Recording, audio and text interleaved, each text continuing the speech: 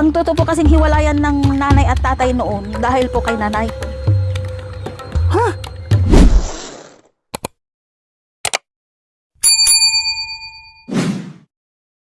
Magandang tanghali po sa ating lahat mga kabayan. Nandito kami. Kain ako ng chichirya.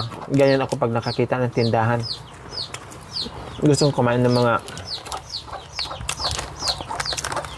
chichirya yung maliliit. So, meron kami pag-uusapan ngayon ni Ate Maricris.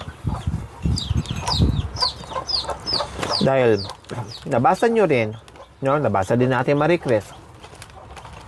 Ngayon, nakikiusap sa akin si Ate Maricris po mga kabayan.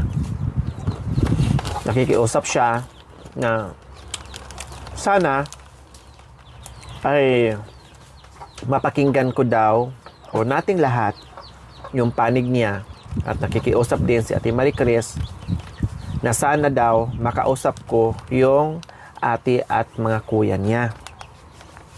So, meron na silang sasabihin o liwanagin sa ating lahat yung tungkol po doon sa naging pahayag ni Nanay Betty doon kay Tatay. Anong pangalan tatay mo? Pedro po. Ni Tatay Pedro na tatay nila na dating unang asawa ni Nanay Betty po mga kabayan. So, yun yung pakiusap ni Ate Maricris na sana makausap siya muli. Sana mapakinggan muli yung side niya. Sana makausap ang kanyang ate at kuya. So, yun din ba ang gusto ng mga kuya mo na makausap Ate Maricris? Makausap ako or ikaw lang yung gustong kausapin yung mga kuya mo? Hindi Sila po. mismo nagsabi sa'yo? Opo.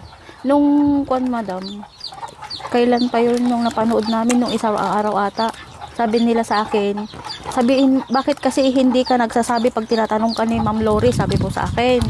Ngayon, sabi ko po sa mga kapatid ko, kuya, sabi ko, kaya hindi ako nagsasalita kay Ma'am Lori kasi ayaw ko nang maungkat pa yung mga nakaraan noon, sabi ko po, ma'am. Kasi nga, ang pinoprotektahan ko kasi yung masasabi nila sa pamilya ko kung anong pamilya meron kami ni Princess. Oh, tapos? Ngayon po, sabi nila sa akin, ay hindi kasi iba naman na yung sinasabi ni nanay yan o tungkol kay tatay kasi patay na nga, sisiraan pa, sabi pong ganun sa akin. Oh. Dapat liwanagin mo yan sabi nila. Ngayon, sabi ko naman, kung gusto nyo, sabi ko, magkikiusap ako kay Ma'am Lore na kung pwede, nasabihin natin yung side natin para hindi naman unfair sa kabila. Sabi ko, ma'am, na dapat dinggin din yung side natin mga anak na iniwan, sabi ko. So, ngayon, Ate Maricris, hindi lang ikaw ang gustong kumausap sa akin, pati yung mga kuya at ate Yung mo. panganay po na Yung panganay, kuya, tapos oh. yung pang-apat na panganay naming babae, tapos si Bunso. Ate Maricris, may tanong ko muna bago natin pag-usapan kung bakit. Ate Maricris, bakit nung tinanong kita na close kayo ng nanay mo at naisagot mo sa akin at nakita yung sa video, binalikan ko yung video, at sabi mo hindi close, tama yung na panood ni Nanay Betty kaya sumama ang loob niya. Sumama ang loob niya. Bakit yun ang sagot mo na alam naman pala sa sarili mo na close kayo, kaya nasaktan si nanay, pero ang sagot mo sa akin, hindi kayo close. Bakit, Ate Maricris? May dahilan po ako dun, madam, kaya sinabi kong hindi close. Kasi pag sasabihin ko kasing close kami, tapos si ading ko, sabihin niya rin hindi close. Baka tanungin niyo po ako, baka, ay Maricris, bakit si ate mo Maricris close kay nanay mo, bakit ikaw hindi? Sabi po niya. Baka sabihin niyo po gano'n. Siyempre ma'am, ako kasi pagka natanong ako, dire-diretso po yung sagot ko. Wala pong paligoy-ligoy talaga. Baka matanong niyo po kasi sa akin yon, kaya umayon na lang ko kay ading ko na sinabi rin niyang hindi close. Pero may pinoprotektahan ako, madam. Kaya sinabi ko na lang na parehas kaming hindi close para wala nang maraming tanungan. Kasi ayoko na talaga, madam, maungkat sana yung nakaraan. Iyon po ang iniiwasan ko. Kaya lang napanood ng nanay nyo. Kaya lang po, napanood ni nanay. Ngayon, sumama daw ang loob niya. Sana, bago pa sana nagpa-interview ang nanay, tinanong muna niya sa akin. Para masabi po ko po sana yung dahilan sa kanya. Kung bakit hindi ko nasabing close, na hindi kami close ng nanay. para kami na lang po sana nag-usap, hindi na po na-public. Ngayon po, nagpa-interview sila, liliwanagin ko lang po yung mga ibang sinasabi niya. Na, Ngayon, ang purpose mo doon na hindi ka nagsabi ng totoo kasi mayroon ka sanang puro protektahan po. pinoprotektahan. Opo. Kaya hindi ka nag-oo. Opo. And ngayon, bakit gusto ding makipag-usap ang mga kapatid mo? Kasi po, madam, yung issue po dito na sinasabi kasi ng nanay, kaya sila naghiwalay. Yun po ang ayaw na ayaw ko sanang maungkat. Ayaw ko na sanang balikan, madam, pero hindi po kaya ng dibdib ko na tanggapin na lang yung mga sinasabi ng mga ibang tao sa tatay ko kasi nga patay na po siya. Hindi na niya kayang maipaliwanag sana yung side niya kung bakit lagi siya nag-iinom, nagwawala, na sinasabi na May mali ba sa nasabi ni nanay? marami po, marami. Maraming mali Opo. na sinabi si nanay Marami po. na tungkol kay tatay mo? Opo. Tulad ng alin, Ate Marie Chris, anong mali at anong ibig mong sabihin nagsisinungaling si Nanay Betty sa Opo. lahat ng mensahe niya doon sa ano? Opo. Tulad ng anong klaseng pagsisinungaling ni Nanay Betty, Ate Marie Chris? Ito po ang dahilan kaya sinabi ko sa inyong hindi kami close. Talagang ayoko na po sanang balikan ang nakaraan. Ayoko po may mapahiya o may magalit o kagalitan siya. Ito po yung dahilan eh. Kaya po sinabi ng nanay na kaya sila naghiwalay dahil sa Alak. alak. Oo. Opo, yun Paglalasing. po. Lasinggero. Bungangero. Nananakit. Oh. Sasagutin ko po lahat yan. Maisip na po ako nung iwan ako ng nanay. Tapos, ano po yan eh. Kaya sinasabi ni nanay na, ito pong sinasabi ni nanay na issue nila ni tatay, kaya sila naghiwalay dahil sa paglalasing, pagwawala, bungangero, nananakit. Lasinggero ba si tatay? Hindi naman po. Nananakit si tatay? Nagiinom po siya, pero hindi lasinggero. Hindi nananakit. Ma'am, simulat sa pool na nagkamulat yung isip ko, na nakita ko yung mundo, hindi ko pa po nakitang nanakit Nasaktan. ang tatay. Opo. Hindi nagbubunga nga habang kumakain si nanay mo na umiiyak, di ba narinig mo? Opo, narinig na ko po umiiyak, lahat. Na habang kumakain, nagsalo na yung luha, sipon, habang Opo. kumakain. Opo. Oh. Hindi ko po nakita yun. Hindi ko rin pong nakitang nagwala siya sa may nangahamon, sabi ng nanay, sa kalsada pag nalalasing. Hindi ko pa po nakita yun, madam. Sa totoo lang, madam, ang tatay ko sobrang bait, madam, wala kang masabi. Kaya nung namatay yun, madam, halos buwan, taon atang lumipas bago ako recover sa pagkawala niya, madam. Sa totoo lang. Kaya ito po yung gusto kong liwanagin sa kanyo. Ang totoo po kasing hiwalayan ng nanay at tatay noon dahil po kay nanay. Opo. Ang sabi ni nanay, narinig nating lahat mga kabayan at ang napanood mo rin na ang totoong dahilan kung bakit naghihiwalay at humantong sa hiwalayan, no, dahil sa pagiinom, pagbibisyo ni Tatay Pedro. Opo. So ngayon, may iba pa palang dahilan Opo. Yun po yung gusto kong liwanagin. humantong sa hiwalayan si mama mo at saka si papa mo dahil meron pang ibang dahilan? Opo, meron po. Anong dahilan, Ate Marie Chris? Kung maikwento mo sa amin.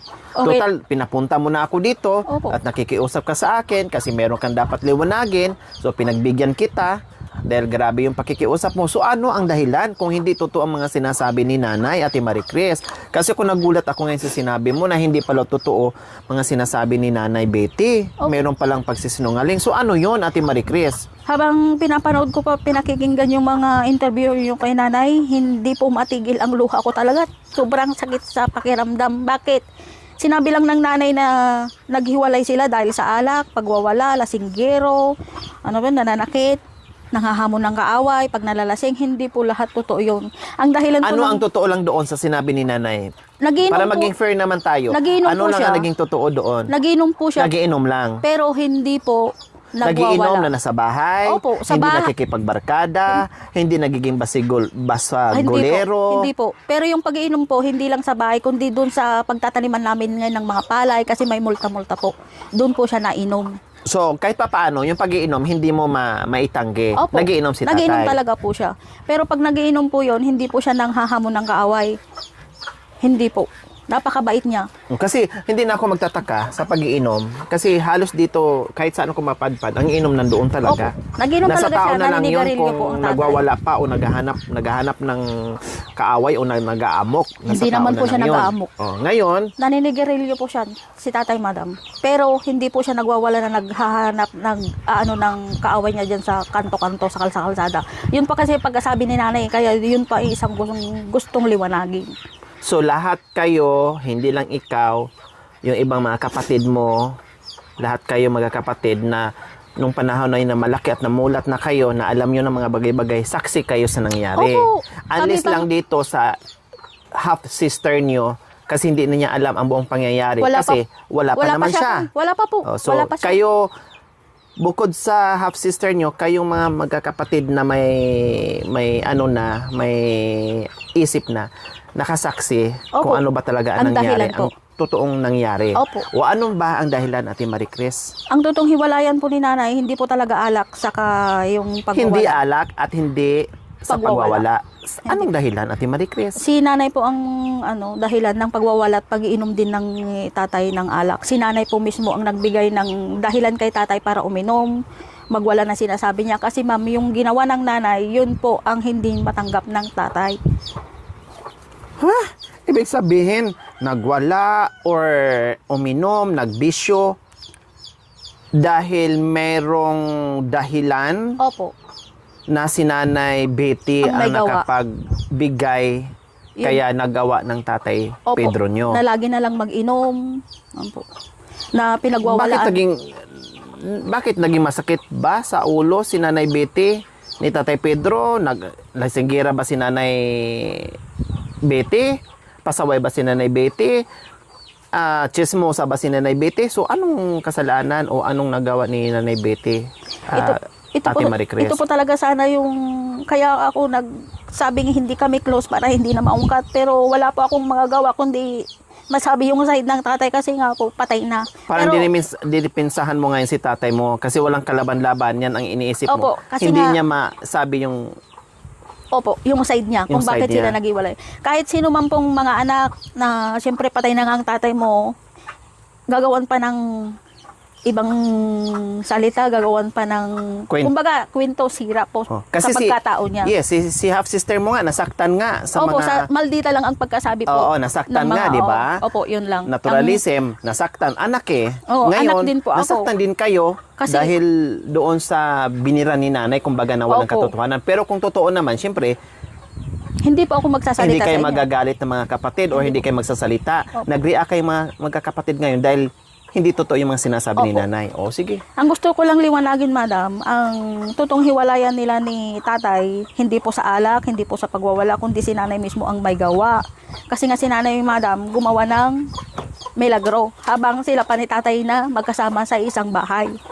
Gumawa ng Milagro po. milagro. Opo, mismong kita ng dalawang mata daw. Anong ibig sabihin nyo, Ate Marie Chris? Gumawa ng milagro? Kanino? Doon po sa asawa niya ngayon. Oh. Habang nagsasama po ang tatay at nanay, di syempre po magkakasama kami sa bukid, sila. Ngayon, magkakasama sila ni nanay at nung asawa niya ngayon, tapos si tatay, mga kapatid ko po. Syempre mga kapatid ko po, hindi pa masyadong, Hindi, tika. Saan sila nagsasama? Saan sila magkasama? Sa trabaho lang. opo, sa bukid, tapos Sa sa, bukid. bahay. Pinatira po ni tatay yung lalaki noon sa bahay namin. Na Naging kinakasama kaibigan ni tatay mo yung lalaki. yung lalaki. Naging kaibigan niya. Kasi ang kaedaran nyo lang yung lalaki, di ba? Halos kasi edad ko lang. So parang bata-bata niya sa bukid, utosan niya sa bukid. Hindi po sa utusan, kasakasama niyang nakikitandan po. Kasakasama po nila. Oh, tapos, kasama sa trabaho, hindi lang kasama sa bukid, kasama pa sa bahay mismo. Opo. Pinatira nyo na. Opo. Pinatira ng tatay Pinatira mo. ng tatay. So ano nangyari ngayon? Ngayon Ate po, Marie magkakasama sila sa bukid. Ngayon, ang akala po ni daw ng nanay, Chris? Hindi to na ikwento sa akin ni nanay ha, kasi tinanong ko siya kung anong naging yun nga ano. po ang masakit sa... Hindi niya nakwento sa Opo, akin. mahal na mahal ko ang nanay ko, madam, kaya ayoko sanang maungkat ito. Kasi, kaya nga ako nagsinungaling sa'yo kahit labag sa kalooban ko, madam, talaga eh. Ayoko na sanang balikan dahil sobrang sakit para sa aming mga anak. Pero ngayon sila naman ang unang nagsalita. halos pinasama pa ang tatay. Sana, nagsalita sila, sinabi niya yung dahilan doon. Okay pa po sana sa akin eh. Kahit kamuhian po ako ng mga komentor, ng kwan na nagsinungaling akong close kami, basta wag lang po sana siraan yung tatay. Kasi nga po patay na eh. Paano po niya maipawaliwanag yung side niya kung patay na? Siyempre po yung mga komentor. At higit sa lahat, hindi totoo yung nangyari talaga. Hindi po. Hindi naman po kami magsasalita. Hindi naman po ako magre-react. Hindi po ako makikiusap sa inyo kung talagang totoo yung sinasabi ng nanay na ang hiwalayan nila is yung alak tapos pagwawala lang. Mayroon pong dahilan kaya nagwawala ang tatay tapos laging naglalasing. Dahil po yun kay nanay kasi hindi niya matanggap sa sarili niya na iniputan po siya sa ulo. Yun po yung dahilan, kaya laging nag-iinom at nagwawala ang tatay. Yun po ang dahilan. Ang napakasakit pa po yan.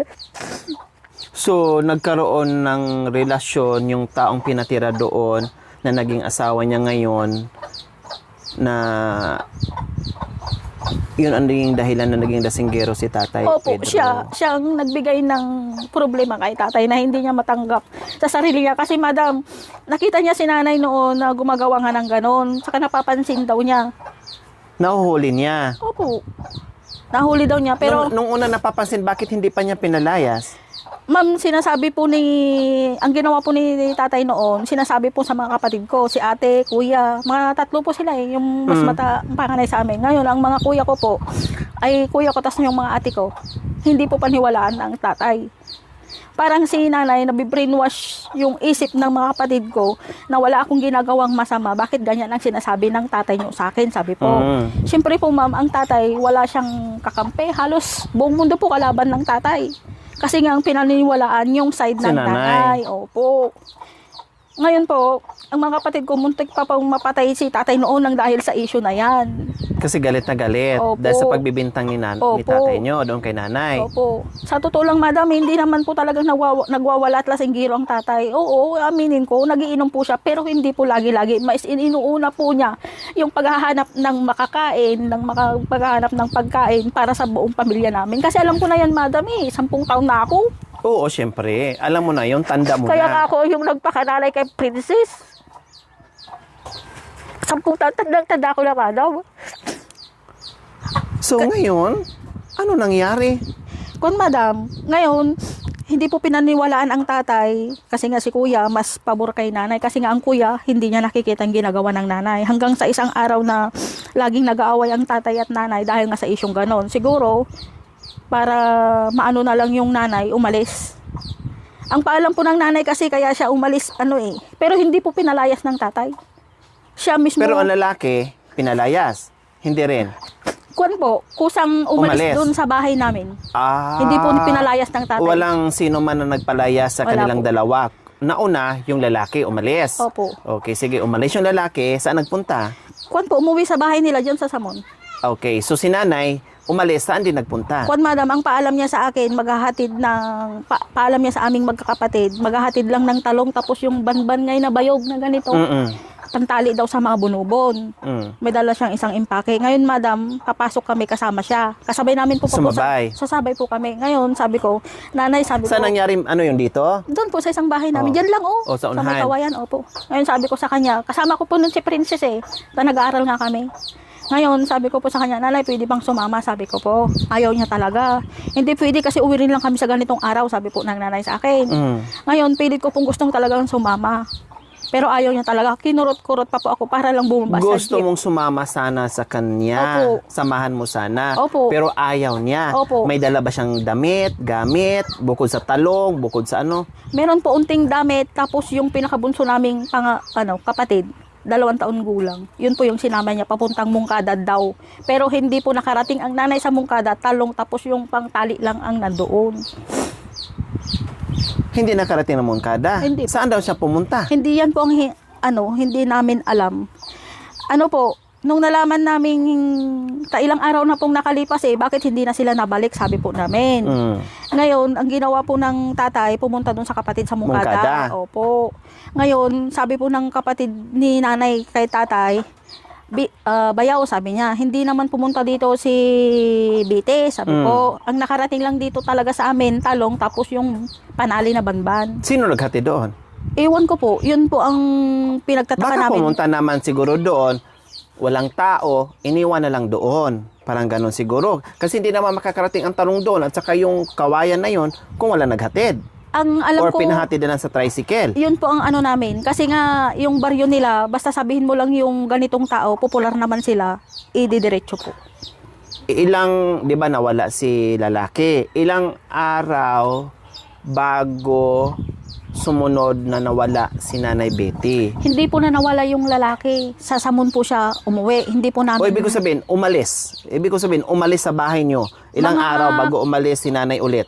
Ay, bago umalis din si Nanay. Mga kwan po yun eh. Ang pagkakatanda ko, mga 1 linggo lang. Isang linggo Na lang. umalis yung lalaki sa bahay namin na dati nakatira. Oo, tapos, Tapos si nanay naman, ang ano niya, bago umalis, maghahatid nga ng talong tapos yung banban sa mungkadang sa kapatid niya. so saan nagpunta si Nanay? Hindi yan lang po hindi namin alam. Ang pinuntahan po ni tatay noon sa kapatid niya, kaya sabi niya doon daw siya pupunta pero walang nakarating na Betty doon na nanay namin. Opo. Kaya doon po nagtaka ang tatay kung saan napunta. Ngayon, ang tumakbo sa isip niya, yung nga nakita niyang ano nila, affair nila ng Nanay mo? stepfather Oo. ko, tas ni nanay, tumakbo po sa isip niya, pumunta agad doon sa Samon.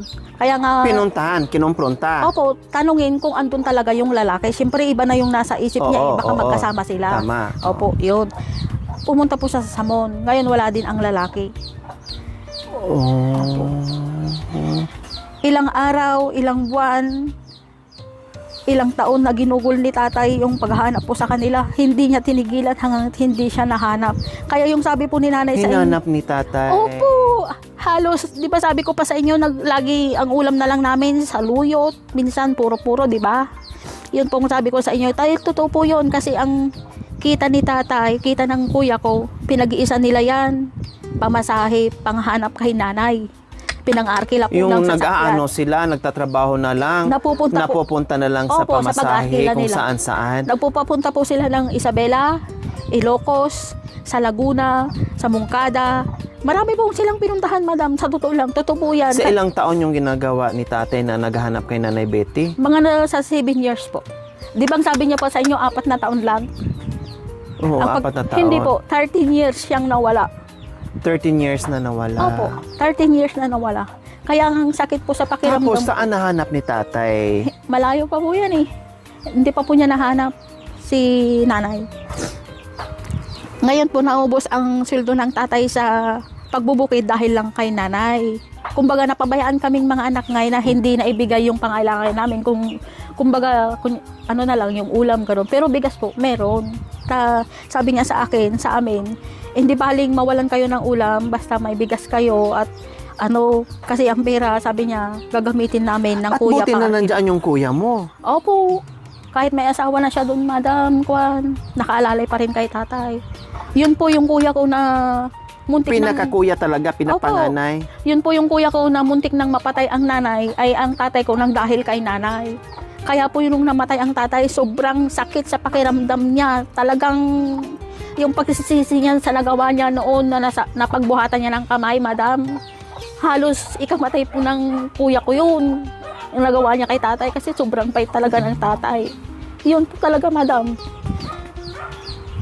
Kaya napakasakit po sa dibdib namin na sabihan ng tatay ng ganun. Dapat sana kung sinabi niya na lang na naghiwalay kami dahil ako rin may kagagawan, madam, okay lang po. Kahit masabihin Tama, akong sinungaling. Kumbaga, Opo. ganun lang sana. Ang ibig mong sabihin, naghiwalay kami Opo. kasi meron din akong nagawa pero hindi ko na masabi kung ano yon. At least parang naano pa rin na may kasalanan din siya na hindi lang si tatay ang parang may mali sa hiwalay nilang Opo. dalawa. So ngayon, saan nahanap ni Nanay Betty? Saan nahanap ni Tatay Pedro si Nanay Betty? Taon pa po ang nakalipas bago po. Bago Nahanap. ilang taon? Mga ilang taon? Kwan, madam, 7 year, mga 7 taon nung nung naghanap-hanap siya kay nanay.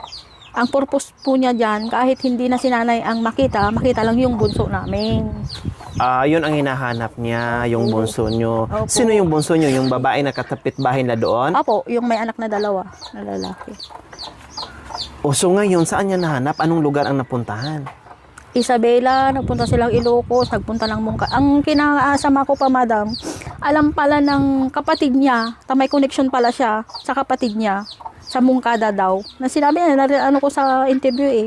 Alam pa niya nangyayari sa amin. Bakit natiis niyang pinabayaan kami? Natiis niyang, siyempre madam, kung ikaw ang nakagawan ng hindi mabuti ng asawa mo, ano pong papasok sa isip niyo, di ba? Ano yun eh, yung parang stress, depressed, galit sa mundo, lahat na po. Ngayon po, ang tatay, yung galit niya ang kay nanay, napunta sa amin. Kaya nasabi ko po sa inyo na paglasing ang tatay, hinahabol kami, halos hindi po kami pa makakain dahil sa takot. Alam po madam, sobrang napakahirap sa aming mga anak na iniwan na makasurvive sa araw-araw talaga, madam eh. Kasi Siyempre, wala nang pakialam si tatay. Ang isip niya kung paano siya mahanap. opo, nakapokus siya talaga daw hindi niya binaglit sa isip niya na makita. Halos kararating lang niya pag may nagsabi, pare, tignan mo si kumari dito sa lugar na to, 'di ba? Ganito ganyan, sabi po. Ang tatay naman uutang sa mga kumpare niya, magtatampa ng mga taniman para may gamitin lang na pamasahe ulit. Pupuntahan hanggang sa ilang taon ang nakalipas, araw, linggo, buwan ang nakalipas, madam, na naghihintay pa kami dyan sa may kalsada sa pagdating ng nanay. Naghihintay talaga kami, madam, hindi namin siya binaliwala. Talagang umaasa kami isang araw na darating siya. Darating talaga siya, madam. Alam niyo, madam, kahit saan ako magpunta noon, 14, sobrang hirap. Kaya nasabi ko hindi close kasi pinoprotektahan ko ang nanay talaga. Napakhirap po sa akin eh, kaya ayoko na sanang maungkat. May dahilan po, kaya hindi ko sinabi talagang hindi kami close ng nanay. Ang hirap po para sa akin eh. Kasi po ako yung laging naiiwan. Alam niyo po sabi ng tatay sa akin noon nung hindi niya mahanap si nanay. Siyempre nagre-rebuild din na po siya eh. Sa amin po talaga binubuntun lahat. Ilang araw, ilang gabi, ilang buwan, ilang taon kami nagtiis ng dahil kay nanay. Talaga pong nakapakahirap. Siya nga, pinagbubuntulan po kami talaga ng galit na sana para kay nanay, lalo na po ako. Kasi sabi pa mo ng tatay sa akin, nung nakaupo ako sa may upuan na nakahiga, sabi niya, ikaw, sabi niya. Pero talagang nasa isip pa rin po niya kasi ang ginawa ng nanay. Hindi niya matanggal-tanggal. Sabi niya sa akin, dapat ikaw magbayad ng utang ay ng kasalanan ng nanay mo kasi ikaw ang kabuka, sabi po sa akin. Siyempre naman po ako, bakit ako ang magbabayad, sabi ko. Hindi naman ako yung gumawa, si nanay, sabi po ko po sa isip ko, pero hindi ko po siya sinagot. Iyon po. Kaya po siguro nagkakaganito ang ading ko. Kasi sobrang hirap. Kaya naintindihan ko po ang ading ko, kaya nasabihan pa ako kung konsentidor ng mga ibang komentor kasi nasubrahan ako sa pagmamahal ko sa kanya. Kasi, madam, kung talagang masama akong ate, sarili ko lang ang iisipin ko eh. Pero naranasan kasi namin talagang walang gabay, walang turo ng magulang, walang pong nagmahal sa amin, kundi sarili na lang namin. Kaya sobra pong napakahirap. Alam niyo, madam, sa araw-araw na lumilipas, lalo pong humihirap yung pamumuhay naming magkakapatid. Hindi namin alam kung anong mangyayari sa amin. Kung ilang araw, biglang si tatay, mataga kami. Siyempre yung galit niya, pag nakikita kami, lalo na ako, naisip niya talaga yung ginawa ng nanay. Kaya nahahabol niya kami gabi-gabi. Pero madam, pag nawala naman ng lasing ang tatay, nawala na yung alcohol niya sa katawan niya, mabuti po siya. Naghihingi po ng tawad sa amin, ganun. Kumbaga ngayon, madam, pagka nalasing lang, sumisiksik yung ginawa ng nanay sa kanya. Opo. Pag nahimasmasan, nagsusorry. Opo, patawarin niyo ko mga anak ko, sabi niya. Hindi ko lang talaga makontrol ang sarili ko kasi parang nakikita ko yung mukha ng nanay niyo, yung ginawa niya sa akin. Pero Ate Marie Chris, di ba naghahanap si Tatay Pedro kay Nanay Betty? Nagkita din sila?